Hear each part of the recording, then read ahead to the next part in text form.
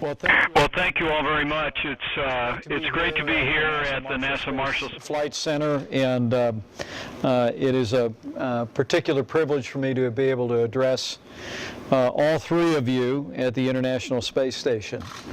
I bring greetings this afternoon, Randy and Mark and Joe, from President Donald Trump. I just hung up the phone from him, and he wanted me to convey his admiration and appreciation for your service and your courage, and it's really great to be with all of you.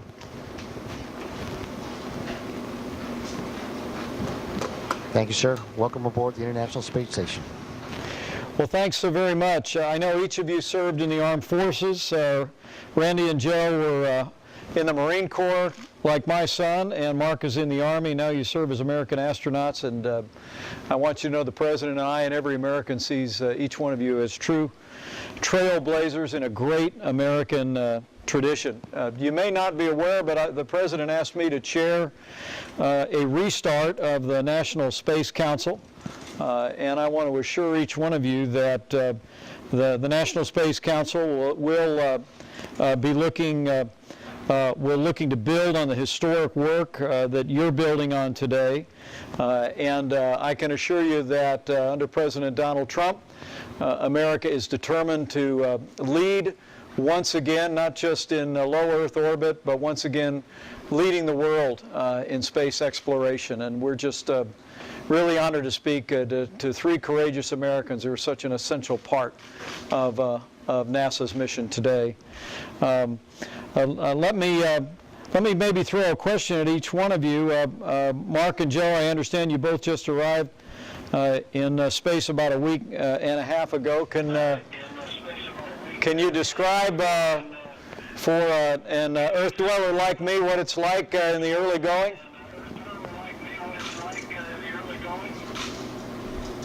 Well, especially at the beginning, it feels a little bit like someone's holding you by your feet upside down for a while.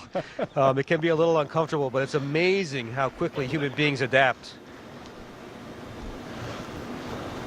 How about the rest of you? Any impressions that you can interpret life in space to somebody like me that's just looked on my whole lifetime and admired people like you?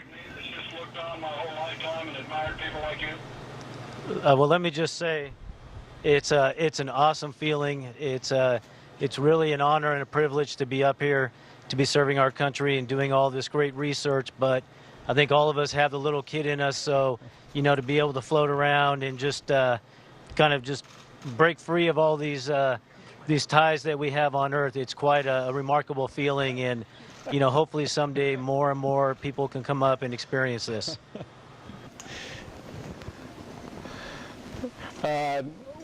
Thanks for the acrobatics behind you there. That was actually very impressive. Let me maybe throw another question at you. I'm going to take a look here at the Space Launch System that's going to carry your fellow astronauts into deep space. Can you talk about how the work you're doing now affects deep space exploration?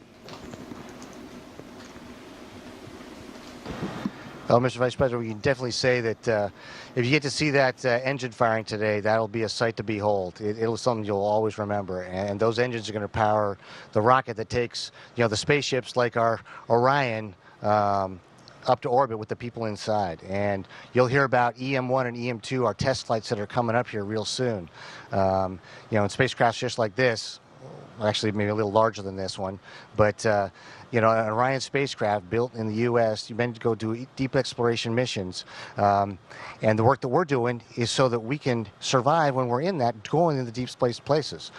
How does radiation affect us up here? Well, we're up here for 6 months at a time, seeing how it affects us. We're looking at nutrition, muscles, bones, all these types of things that are really important that degrade while we're here in zero gravity. And just this afternoon, we were working on the miniature exercise device, which was meant to fit into a capsule just like Orion, and so we can do exercise to maintain our health, so by the time we get to other heavenly bodies or whatever the exploration mission is, we're fit and ready to go. Well, I really appreciate that, Commander. It's a great insight. You all might be particularly proud with your background to know that today President Trump signed a presidential memorandum directing the Department of Education to devote at least $200 million a year to grant funds toward expanding access to high-quality STEM education and computer science education and to focus those resources on historically underserved groups. I think the President is absolutely determined to make sure that education in America is laying a foundation in mathematics and science and all the technical background that's going to make it possible for more of our little boys and girls to reach for the stars and maybe be able to live the dream that you all are dreaming today. What advice would you have to young people today? How do they make it to the International Space Station and beyond?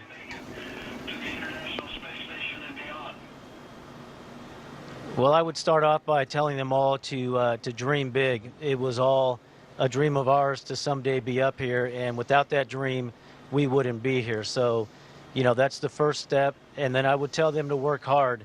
Somebody once told me, you know, you don't have to be the smartest person in the room, and you probably won't be, but there's no reason why you can't work harder than everybody else. So work as hard as you can, but really, you know, what I think is most important is have fun with whatever you do. We love our job. Of course, we love being up here, but the jobs we had before we arrived at NASA, we all loved them. So find a field that you're very passionate about, and if you love it, you're never going to have to work a day in your life. It's just really, really good. So, you know, I would pass that along and let people know there's, you know, anything is possible out there.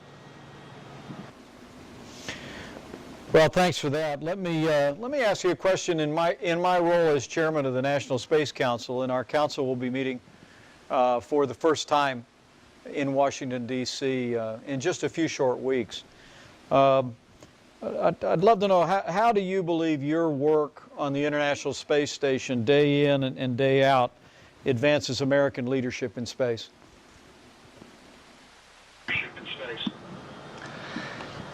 We just sent home a SpaceX Dragon cargo vehicle that carried science that we've been working on for a month up here.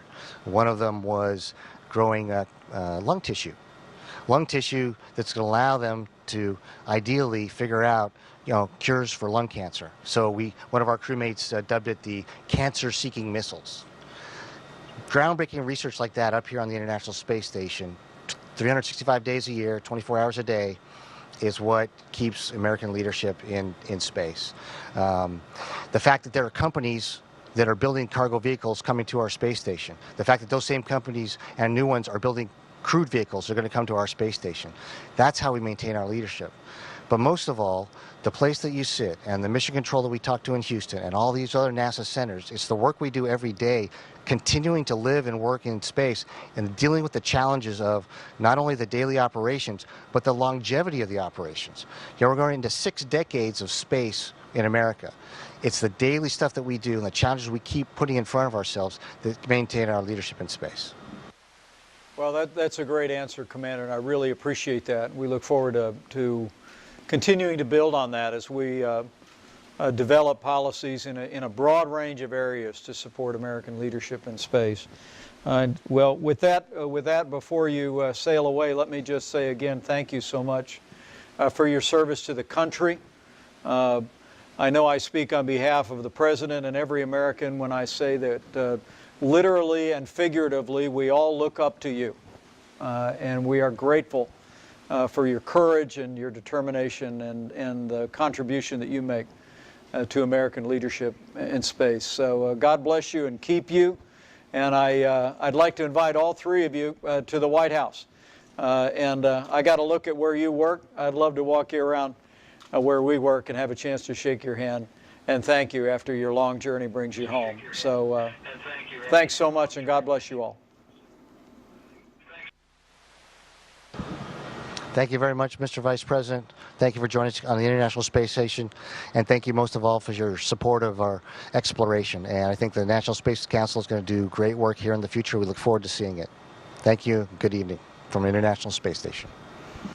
Great.